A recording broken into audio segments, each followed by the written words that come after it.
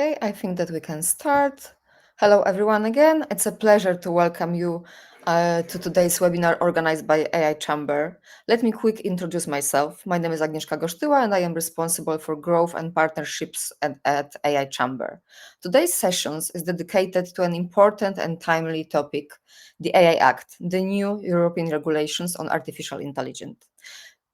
In a moment, I will hand over to the floor to Marcin Olender, who will walk you through the practical implementation of this legislation. But before we dive into the core of presentation, I would like to take a moment to tell you a bit more about AI Chamber, our mission, and our values. AI Chamber was created to build a shared space for dialogue, collaboration, and influence in shaping the future of artificial intelligence, both in Poland and across Europe. Our mission is to empower our members, organizations, and individuals, SMEs, by providing access to trusted knowledge, strong network, and a voice in key decision-making spaces. What we offer to our members? First of all, we represent the interests. We actively engage in consultation at national and European level. Our members help shape how AI is regulated. Second important thing is access to the knowledge, exclusive materials, expert commentary, legal updates, and real-world case studies that help navigate the evolving AI landscape. Of course, we do also networking, but we are not the typical networking group. A community of innovators and leaders meeting through working groups, business breakfast, and thematic roundtables. And last but not least, educations. We are organizing workshops, trainings, and events that develop real-world skills whenever you are from startup, public administration, or a large company.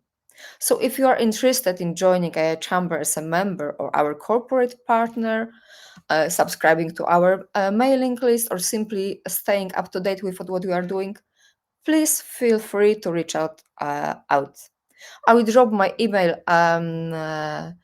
address and LinkedIn profile in the chat in a moment, and I would love to connect with you and answer any question if you have any. Before we start, a quick housekeeping notes. Today's webinar is being recorded. The session lasts about 45 minutes, and the last 10-15 minutes we will reserve for Q&As. So you are welcome to ask questions at any time, posting them in the chat. We will collect them, and Marcin will address them during the Q&A session at the end. Through the webinar, we will be sharing useful links and info via chat, so feel free to follow along and engage. And now it's a pleasure to hand over to Marcin Olender, who will guide us through the topic of today, so AI Act. So Marcin, the floor is yours. Oh, I also recommend to start with our Mentimeter, Marcin. Yes, I was going to say that. Thank you, Agnieszka. Welcome, everyone. And yes, I think as a short icebreaker, after Agnieszka already introduced me, so I am Marcin Olender. I'm Director of Public Policy here at the AI Chamber. I'm a lawyer with, I think, around probably 15 or more now years under the belt with digital regulation, first in government and then industry. So that's my rationale for being here with you today. Agnieszka mentioned we have this little icebreaker that we like to do. So Agnieszka, you are the Menti master. I understand everyone should scan the code or go to menti.com and enter the code, and they will get some very tricky and funny questions, right, that we've prepared. Exactly. You can see right now on the screen the QR code and also the code. So please go to menti.com and enter the code. I will also write it on the chat box. This is, of course, just a fun exercise. No right or wrong answers here. We just basically want to both get your brains working faster. It's 10 o'clock, so everybody should be up, but I'm not quite. But also gauge a little bit about who who we have in the audience. What is your level of preparedness for the AI Act, basically? So Agnieszka, we're going to see the results on screen. How is this going to Exactly, we can Okay. proceed. So let's go to the first question. So have you already looked into whatever the AI Act applies to your system? Systems or company, generally, have you given this any thought? We have a yes. That's good. So 100% of our viewers have already done this. Great. Wow, still at 100. This is going to be a tough crowd today, Agnieszka. I think so. Okay, we don't see more answers, so let's move to the Yeah, second let's just question. go quickly. Mhm. So have you taken any steps to ensure compliance with the AI Act? Yeah, so you've looked into it, but have you done anything to make sure you're in line? Ah, that's a no. Okay, nice. Honesty. This should be a yes/no question, I think, Agnieszka, because you're either taken steps or haven't. Okay, let's move to the one more.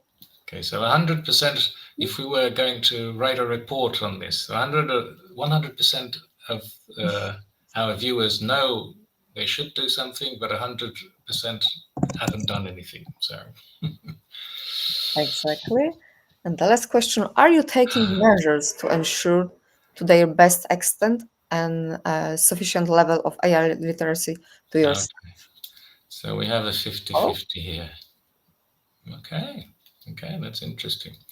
Interesting, judging by what I'm about to tell you that you should be doing. Alrighty, we have two people at least that are operating the Menti, I don't know, it's an app page.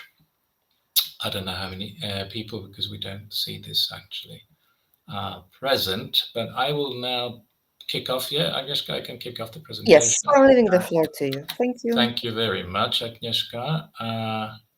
I have been given only 45 minutes. I would have, by the way, also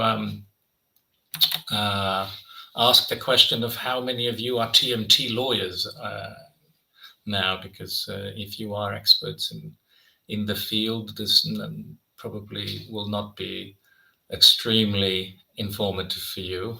But of course, you're welcome to stay and challenge me, and we can have a discussion. So I'm not trying to dissuade the tech lawyers from participating. Okay, so hello again. We will talk today about the EU AI Act, probably known to you as it was widely publicized by the European Commission and European Parliament as a great step in the policy making of the European Union, the first of its kind. We'll have a little bit about that in a moment. The agenda for today is we're going to quickly go through the aims. Why are we here? What are we trying to achieve with this webinar? I will quickly go through with a bit of history and why we actually have this act. Some of the key concepts and definitions, I will try to, the most maybe important ones. There's a lot of definitions in the act, but just some of the more important ones. Then the classification of the AI system based on risks. And then quickly the types of AI systems that are banned in the EU. Then the biggest the biggest important part of the act is the high-risk systems. We'll talk a little bit about how to deal with them. A special category of AI, which is general-purpose AI models, that deserves a mention, especially now in August. And a little bit at the end about how the whole system of enforcement and governance is supposed to work in the EU, and then we can have a short Q&A session or a long one. I'm happy to stay for you if you like. So as long as there's people interested, we will continue the discussion. So just to set expectations, we have very short time, 45 minutes. The act is, I think, about 150 pages long. and we have 45 minutes. So there's no way we're going to talk in detail. This is just going to be a helicopter view of what is happening, what are the basic tenets of the whole thing, not a comprehensive, not an in-depth guide. It's not, of course, legal advice. We cannot actually legally provide that, and it's not an implementation advice. We're not going to tell you what exactly you should be doing, just a general description of what is now required. And there's one big recommendation that I will save at the end, but it's a simple one, but it's a simple one in theory. In practice, much more difficult. So this is where we're going, and it's also, I'm not going to try and evaluate the whole act and the whole idea behind it. Probably from some of my speech you will judge my opinion about the act. Also, if you're interested, you can look at some of our policy papers and positions that we do produce once in a while, and our position there is quite clear, but it is what it is. The act was adopted and is now in force to a large extent. In August, and this is why we're meeting, 2nd of August, there was a big threshold, so to speak, and now in a large extent the act is already operative and actually has teeth. So historically, we have had a long, if you follow policy making in Brussels, we've had several years starting. I'd like to place this beginning of this trend with the GDPR, and since then we had 10 plus.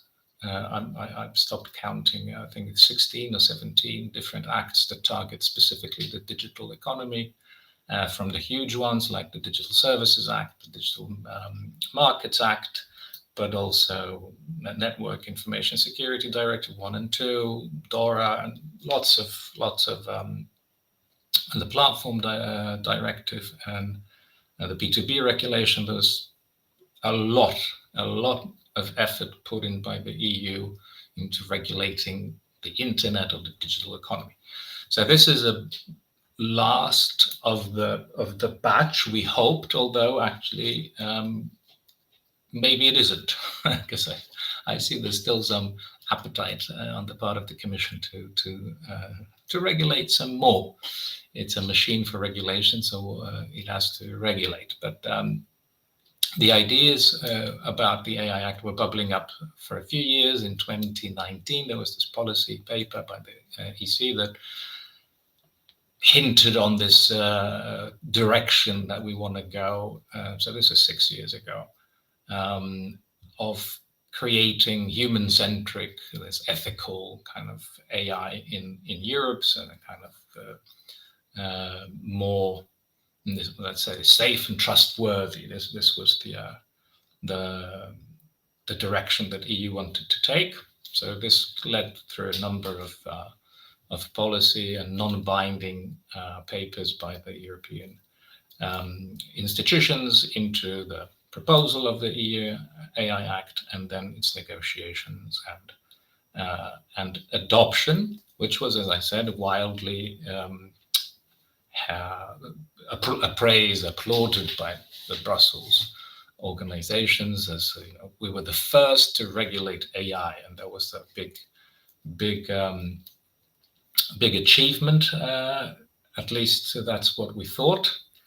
And the expectation was the Brussels effect, that the rest of the world will adopt this approach that we have taken.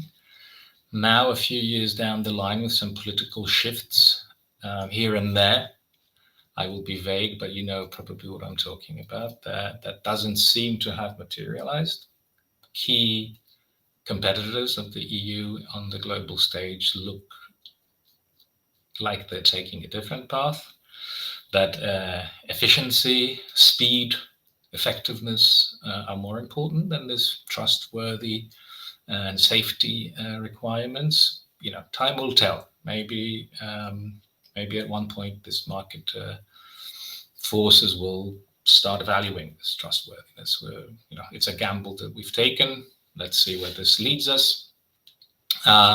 Just to make sure that, because obviously it's quite easy to develop something outside of Europe and then bring it in. And we're talking about digital systems that you can bring on in a laptop or transmit over wires. So, and the important thing to remember is that there's an inbuilt safeguard there that if the output produced by the system is intended to be used, and not even used, but intended to be used in the EU, it is caught by the provisions of the Act.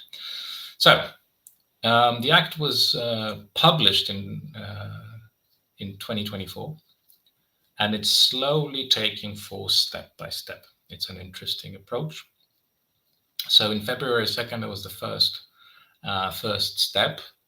And since then, the categories of banned AI systems in the EU have taken force. So you cannot put on the market these categories that were outlawed, so to speak. And also, this is why we put that question in the Menti icebreaker. And the rule in Article 4, as I recall, about the obligation to train your workforce in AI literacy has also taken effect. So since February 2nd, if you are using AI, you're supposed to train your employees in AI literacy skills. So if you're not, you're could be subject to enforcement. Because May 2nd there was a minor maybe a milestone with codes of practice that should have been ready but were not. They were finished in June, so almost 2 months late, the end of June. But on August the 2nd, this was the important date, because the enforcement provisions came into force. So now someone that is non-compliant with, for example, the AI literacy training provision can actually be held accountable, and the fines also are now in force. And we'll talk about the level of the fines later, but they could be substantial. Of course, I don't think anyone will use $1 million fine for lack of training, but it's best to be on the safe side.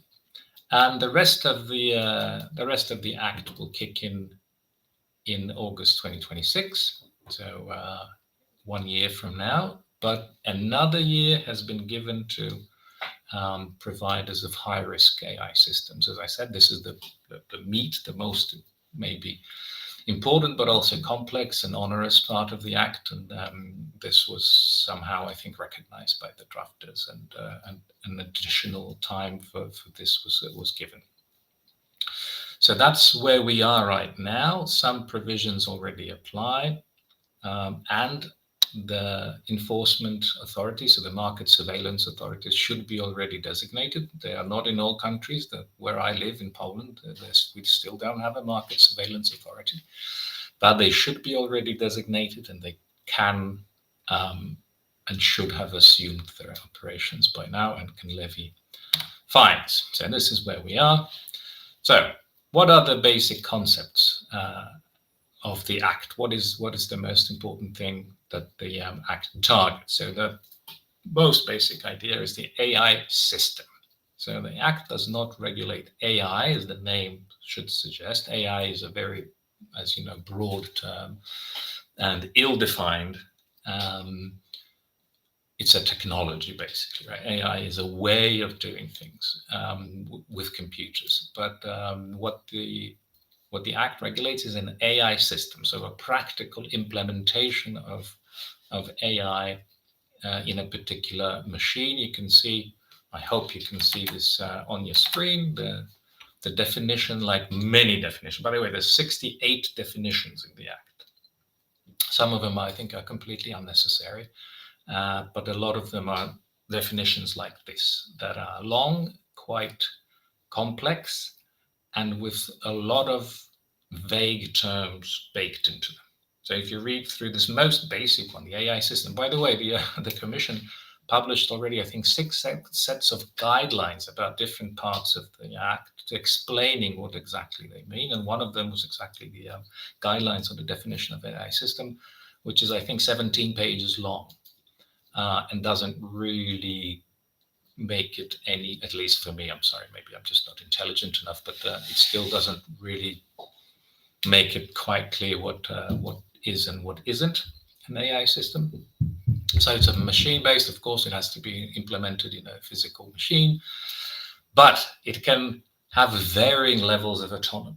Right? That already begins with a very vague, what do you mean, how varied these levels of autonomy may be in order for this to still be an AI system.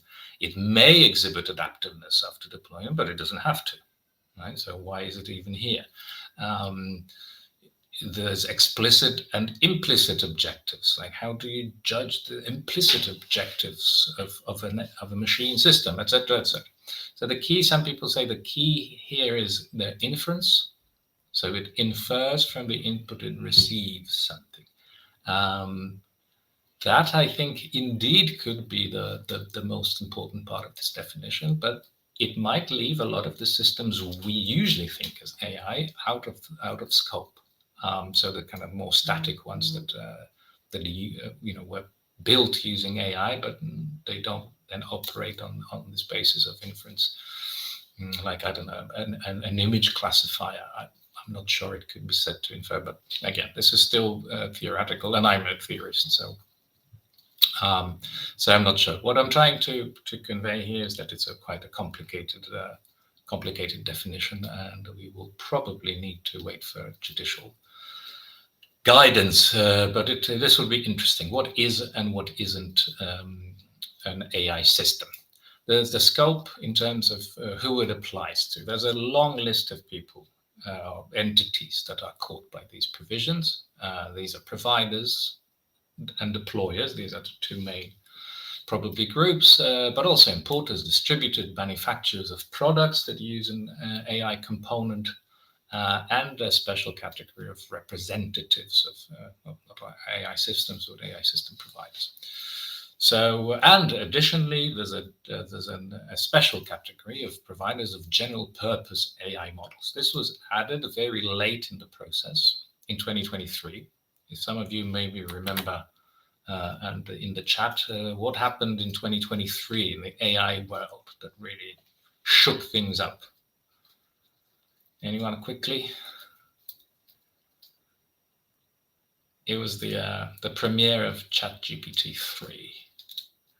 That really shocked. It was 3 or 3.5. Really shocked everyone about with the capabilities. Of course, we had ChatGPT 1, 2 before Google's Bard, etc. So there was Gen AI previously, but that was the moment, and making it available to the public, and people started using it.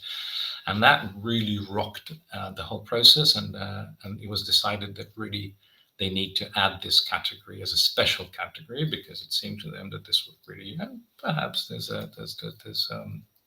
truth to that this really changes a lot of previous assumptions. So there's a special category of general purpose AI models. Again, the definition is quite vague. Trained with a large amount of data. How large? Using self-supervision at scale, that significant generality. How significant? What does it mean to competently perform, and how wide the range, etc., etc. You know what I mean. This is a very qualitative and quite subjective, maybe even, definition of what a general purpose AI model is. And we all kind of know that probably LLMs are what they mean here, but maybe some other systems too, and maybe not all LLMs. So again, we'll see. So the provider, the most important people, this is where the model, the AI system, comes from. So not the model, AI systems. The models are a different breed. So the entity that develops and places on the market this AI system, deployer is mostly everybody else. So this is what most of you should be at least concerned about, being deployers. These providers will be, I think, a wider group than was originally intended, especially since now AI is really everywhere and going to be everywhere. So I think that there's going to be many more deployers than they thought. Providers, but deployers are basically almost everyone as AI is slowly seeping into almost everything that we use. So, the takeaway, you are probably a deployer, whether you like it or not. So please remember that. Product manufacturers, that's an interesting category, which I have very little. I don't have any experience with this, the new legislative framework and the product kind of directives. And this is what the AI Act originally was kind of modeled on. So there's a product safety regulation in a way. And this is why AI elements of these specific types of products that are listed in Annex A are caught as actually as high-risk systems as well. And if you're not from the EU, you got to appoint a representative, which is again this extraterritorial effect of regulation. So what is the basic tenet of the regulation? It's risk-based approach. So depending on how potentially dangerous your system is, you are subjected to a different set of rules. There's 4 main categories. It's really not, in theory, it's not complicated. In practice, it might be a little bit of course, lead to some problems. So that going from the top, there's a bunch, 8 actually, categories of AI systems. There's a problem with that, but we'll come to that in a moment.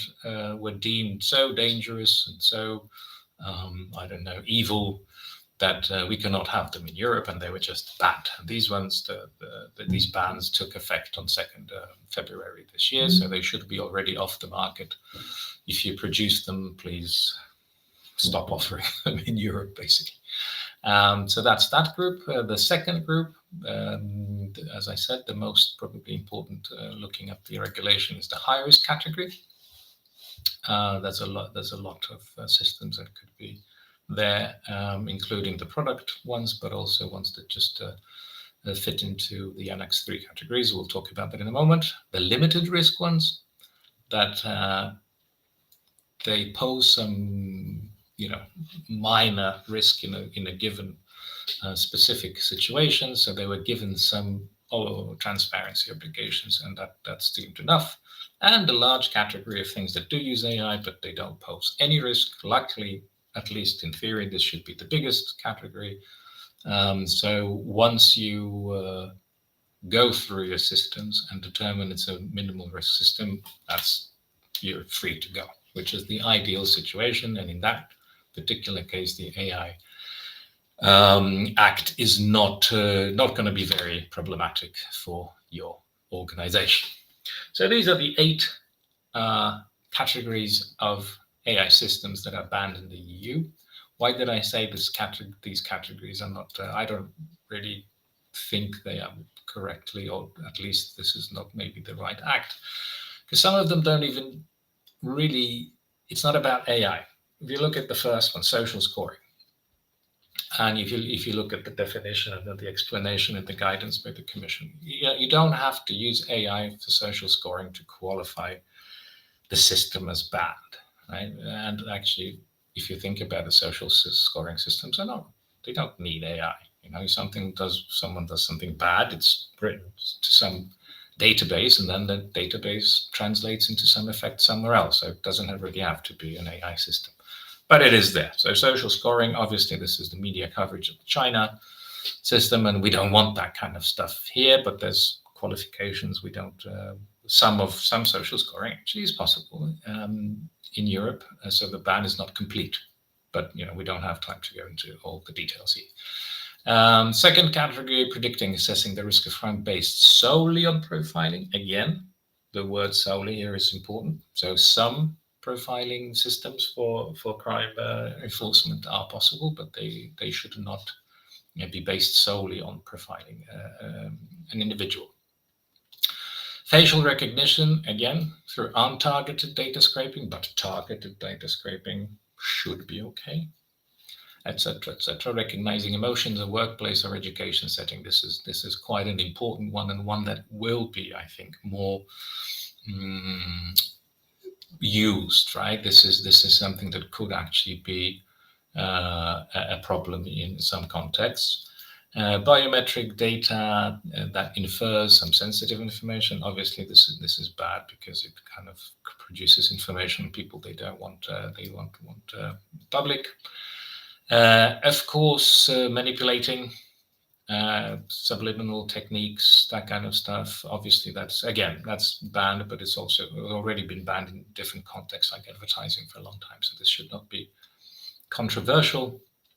Exploitation of vulnerable individuals. Again, I mean, not using. Is it okay to exploit vulnerable individuals when you're not using AI? I'm not convinced, but hey, we got it in the AI Act. And real-time remote biometric identification by law enforcement. Again, it's banned generally, but could be permitted for some crimes. For example, when you're trying to stop a terrorist attack or something.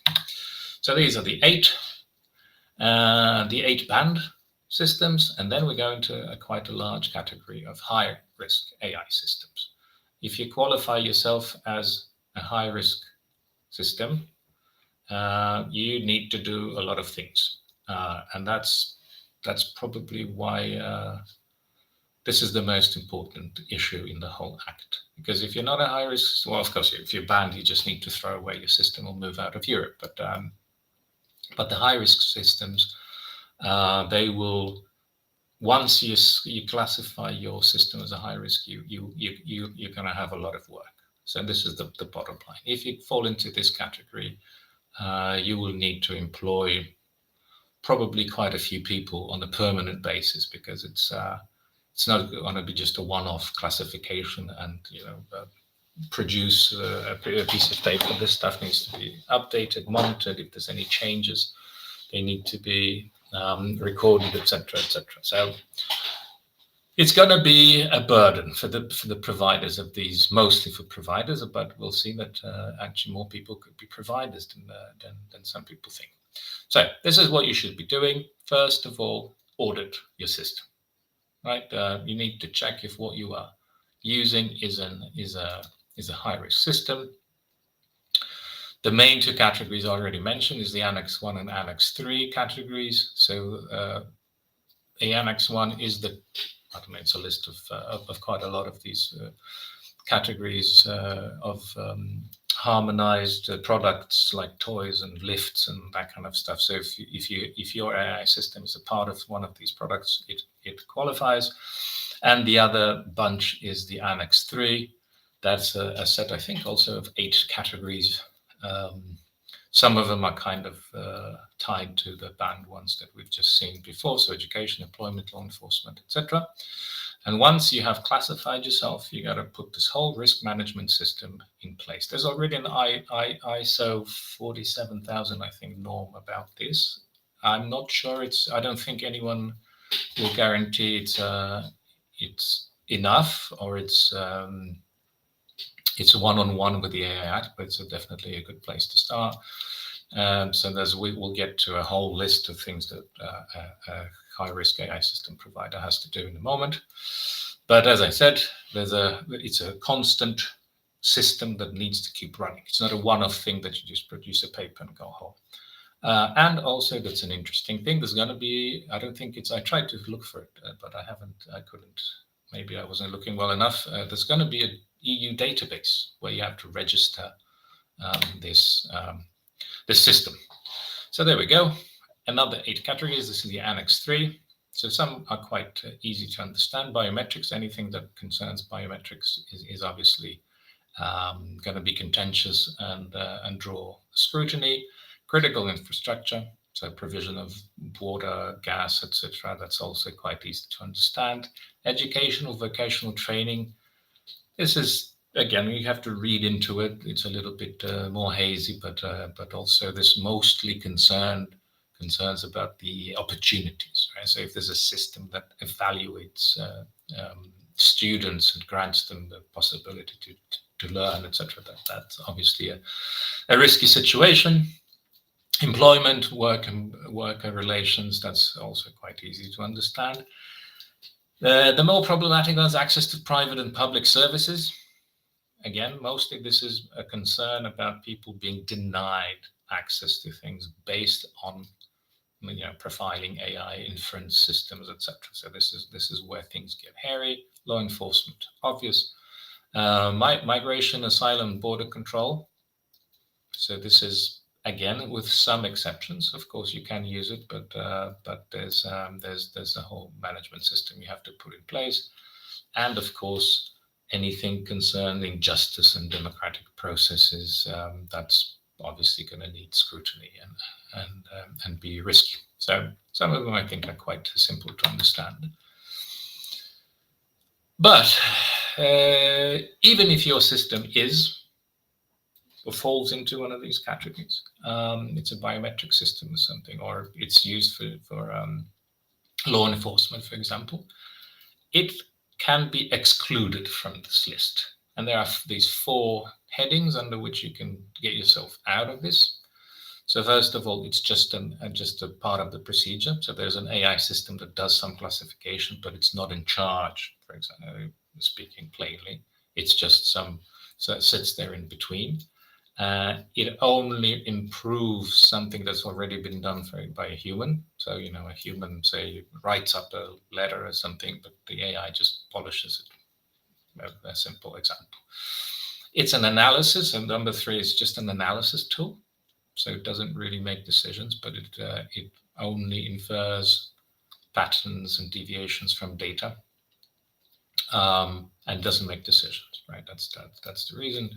Or again, it's the same thing, but at a different stage of the process. So when it's used to prepare, for example, so an official or a police officer can use AI to process a large batch of documents, and they'll give him some insights, but it has to be a human to make the final decision, and then that's not considered high risk. All right, so this is the catch, because I've been talking how bad the life of suppliers is, but see, this is where you need to be careful. Even if you're not a supplier in the sense that you make the, or you kind of consciously are a producer of this AI system, you can be caught and classified as such if, for example, you put your own name or trademark on the AI system. You change, and these are, I think, are going to be quite common use cases. That if you make changes to a system, or you change the intended purpose of the AI system. If you're looking at something like an LLM or something very general in nature, putting it to specified use could be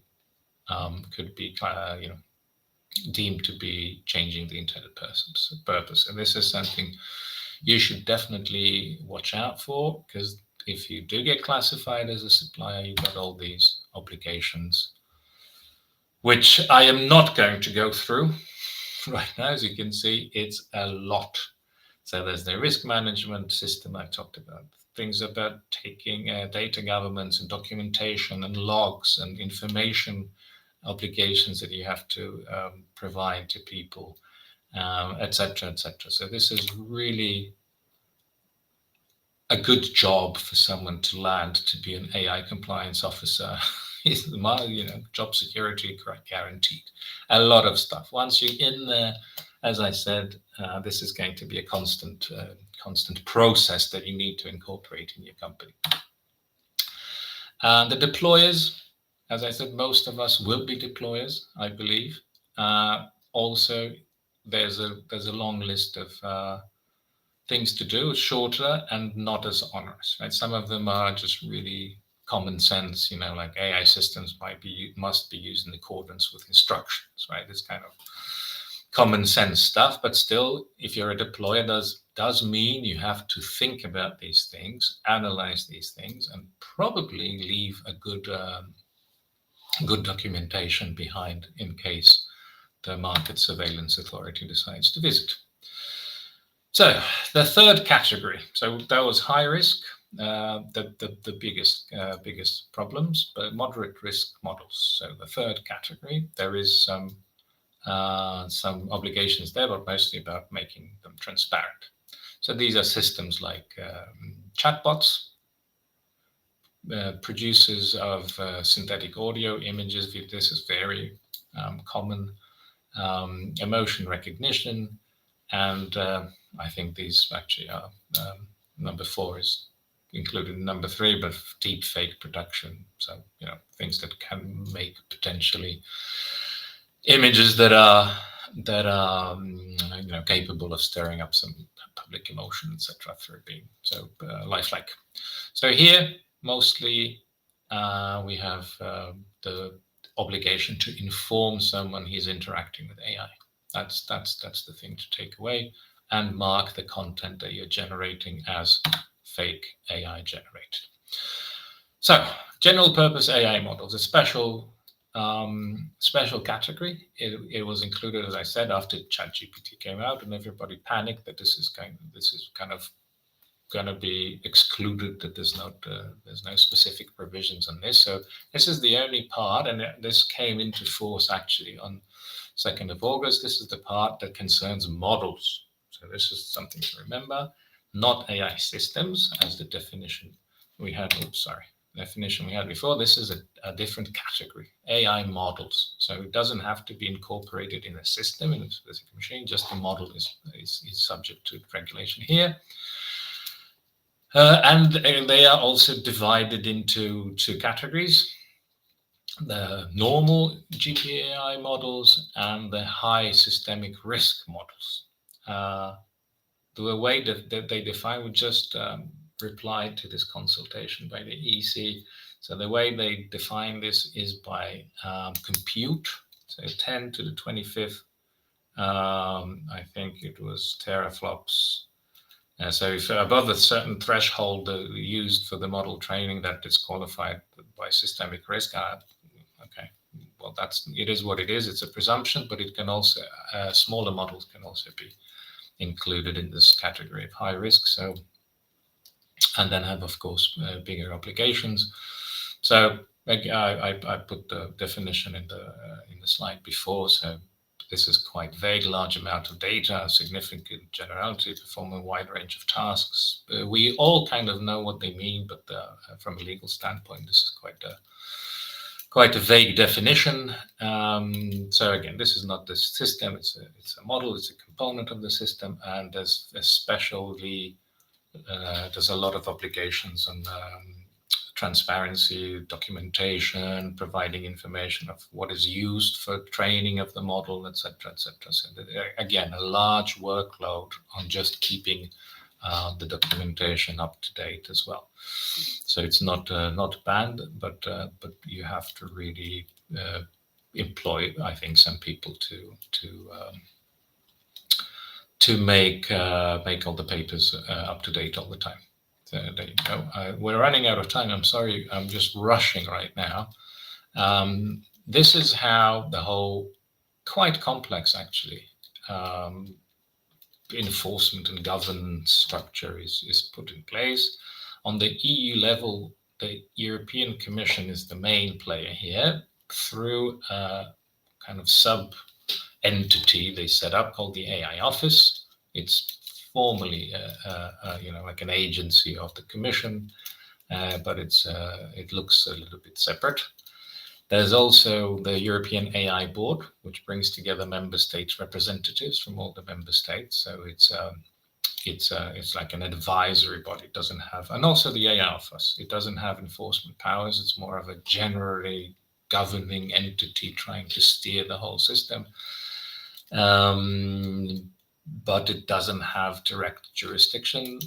This is for the national authorities, the market surveillance authorities, which are the main enforcers here. There's also the notified bodies, which have competences, as with the products. Some of you that might be familiar with the product directives. There's certification systems. Oh, by the way, I forgot to point out that one of the funniest, I think, obligations for the provider of an AI system is that they need to put the CE marker, the European Certificate of Compliance on the AI system. That's what it says.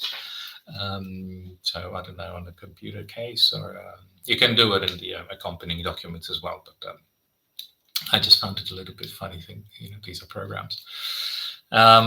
So the national authorities, the market surveillance authorities, will be the ones doling out the actual fines, which are quite substantial.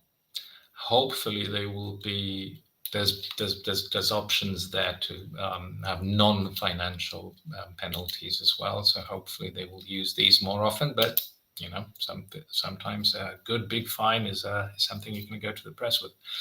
So there you go. It's 35 million. Generally 35 million or 7% of global annual turnover, whichever is higher. Which for the big AI providers, this could be huge sums. For placing on the market of a prohibited, so one of these 8 categories that are deemed prohibited. Breaking other provisions is 15 million or 3%, and then there's the not providing proper information is only 7.5 or 1% of global turnover, which again for the big providers could be billions. 1% of global turnover. There's a little bit of a more lenient approach if you're an SME, because then out of these 2 figures, the lower figure is taken. So if you're a small company, you're not going to get 15 million if 3% is lower, which I have to say is a good thing. All right, one important thing also, we have another. For those of you who are familiar with GDPR, incident reporting is a daily chore. So we have another provision here to report any incidents. Of course, the ones that are harmful to people, infrastructure, etc., are quite easy. Fundamental rights breach, that's a little bit more difficult, but privacy, I suppose, is also a fundamental right. So there's an overlap, and this is one of the things that people have been pointing out, that for one breach, we might have to notify several enforcement entities. So the DPA, the Market Surveillance Authority for AI, and maybe the critical infrastructure, if it also concerns a critical infrastructure system, etc., etc. So you might actually have several addresses where we have to send slightly different sometimes reports. So this is a practical problem. So the 2 things I want you to take away from this rather quick run through the AI Act is that it's here, it's now, it's operational, it's in force. So it's no longer something in theoretical. It's quite real. So what should everyone do? Start with an audit. So audit your systems, because even if you don't create AI models, create systems, there's no development team working hard at your company doesn't mean you can sleep easy, right? You even unknowingly, you could be deploying an AI system. So something everyone should do is just check your systems and make sure that you're not a deployer, at least, because even deployers have a certain set of obligations. And of course, you need to repeat this if you add something new to the system, or even your suppliers add something to the system, because this is what happens often.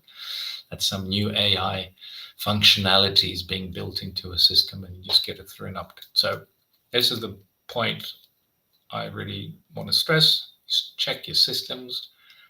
For most, well, first of all, it's still, you can say the AI Act is enforced, but there's still a little bit of time.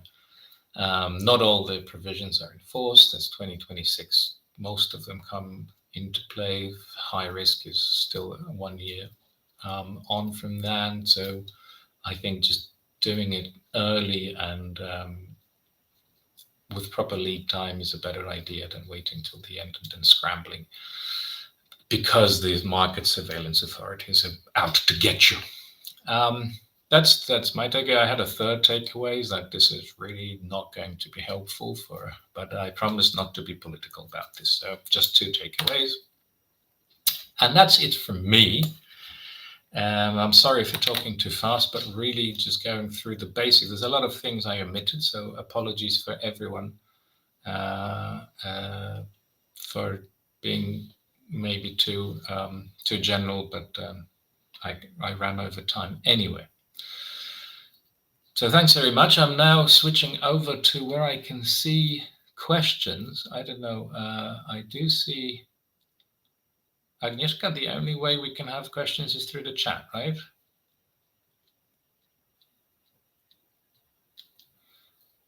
Okay, Agnieszka's gone. So I assume the only ones we have here is from Mr. Maciej Lewandowski. In general, regulatory secret applies to AI system providers and will be context specific, of course. Therefore, I am a little bit doubtful about general labels. I am doubtful about labels too, generally. Any organization that envisages a trust mark to professionals should at first prove to be able to produce quality content. I think I might be missing something from Mr. Marcin Fiałkowski. I don't know. I don't really see. I agree with what Mr. Lewandowski wrote, but I feel I might be missing a part of this conversation. I'm not sure. So, okay, if anyone still has a question, comment, or wants to dispute something, I encourage you to do so. This is the moment. I was deliberately being really quick to give you some time at the end.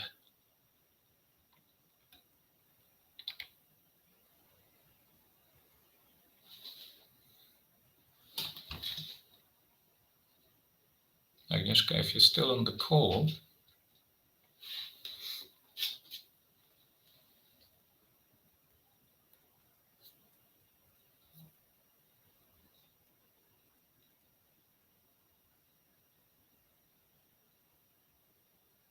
it was an answer. Okay, thank you, because I didn't see the question. So there's, I don't know, I'm somehow.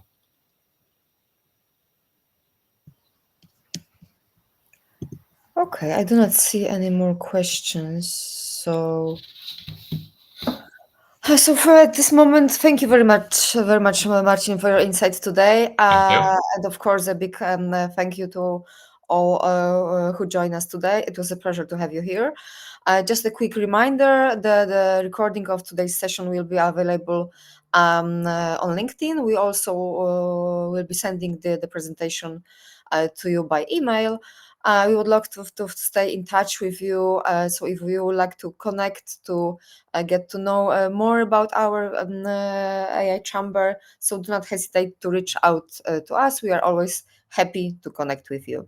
So thank you very much and have a wonderful day and see you next time. Thanks a lot, everyone. And now I see there's some sort of delay. Now I see the question from Mr. Fiałkowski and the answer. Okay. So there's some sort of ghost in the machine playing tricks on me. So yes, thanks a lot. Yes, there are many courses differing with content. Is content for such training legally determined? No, it isn't. So there's literally just a provision that you should do training. The Chamber Trustmark or Commission Trustmark should certify AI literacy trainings. It's not a transparent market, and I think Mr. Lewandowski kind of nailed it. There is no specific, at least that I'm aware of, Trustmark. If we were to produce one, that's not actually a bad idea, but I'm not sure we are in a good position to do so. I think it's just like any other market for training services, right? You will have people who are jumping on the bandwagon and offering low quality stuff just to tick the box, right? I think there's no real way to avoid this, but to look for the quality, I think, as Mr. Lewandowski was suggesting, look for quality organizations that just provide, I don't know. And trust marks may emerge. Yes, I think that's not a bad idea, actually. Sorry for missing that earlier, but it just came through now.